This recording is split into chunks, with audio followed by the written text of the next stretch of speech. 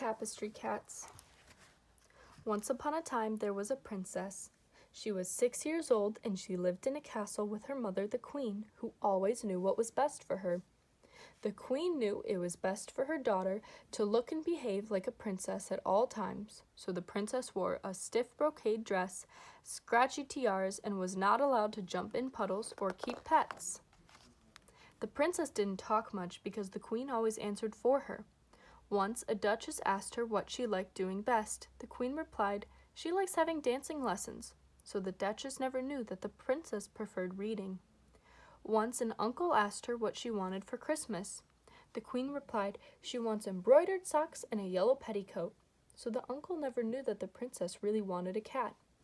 The princess had no one to play with, so she was often wandering alone in the castle, looking at the tapestries that hung on the walls. The tapestries were old and dusty, and the colors were faded, but the princess liked them because they were full of people and animals. Then there were knights in armor riding on horses, princesses who fed unicorns or played harps, ships sailing on choppy seas, and dolphins and mermaids. And there were cats. The cats were an upstairs room called the tower room. Tapestries hung on one of the two walls. One showed a sunny garden with stiff hedges and a lawn scattered with buttercups. A lady sat under a trellis of roses reading a book, and on her lap was a cat, a big golden tabby cat, embroidered in yellow and cream and glinting gold thread. The princess knew that he was lazy, friendly cat, and warm as honey and heavy as sleep. She pretended he was her cat, and she called him Gold. On the opposite wall was the same garden at night. A full moon shone, silvering the arbor, which seemed empty. But when the princess looked closely, down low, by the feet of the lady's chair, she could see a pair of eyes catching the moonlight. A little cat was there, a silver-gray tabby cat, embroidered in black and gray and glinting silver thread. And the princess knew that he was a hunting cat, as secret as moonlight and as quick as thought.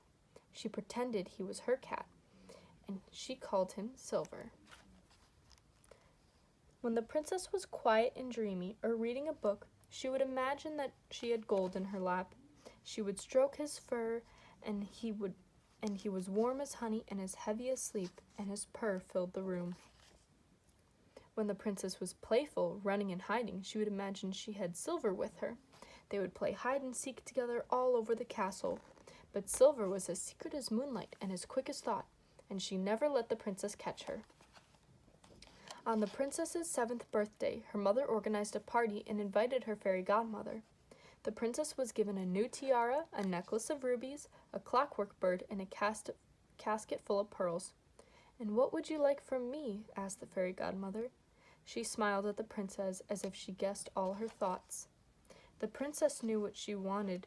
She opened her mouth, but before she could speak, the queen replied, "Gold and silver. That's what she wants, gold and silver." The princess's heart leaped. Her eyes opened wide. "Yes," she said, "that is what I want." The queen smiled at her sensible daughter. The fairy godmother waved her wand and said, "Your wish is granted. Run upstairs and find it," and she winked. The princess ran straight to the tower room. There they were, Gold and Silver, real cats. Gold was basking in a pool of sunlight, and Silver ran and twined around the princess's ankles. The princess knelt to stroke them, and Silver sprang up, quickly as thought, into her lap, while Gold pressed his head against her hand. Their purring filled the room. Of course, the queen was not pleased. She said, "What your fairy godmother needs is a new wand." But the princess knew that there was nothing wrong with the old one. And in time, the queen came to like Gold and Silver, and she always knew what was best for them. "What those cats want," she would say, "is salmon flavored with fennel." And she was right. And she was still often wrong about what the princess wanted, but the princess learned to speak up for herself, and the queen learned to say, "Well, dear child, if you insist." Only the upstairs chambermaid complained. She said, "What those tapestries need is moth-proofing. There's holes in 2 of them as big as cats." The end.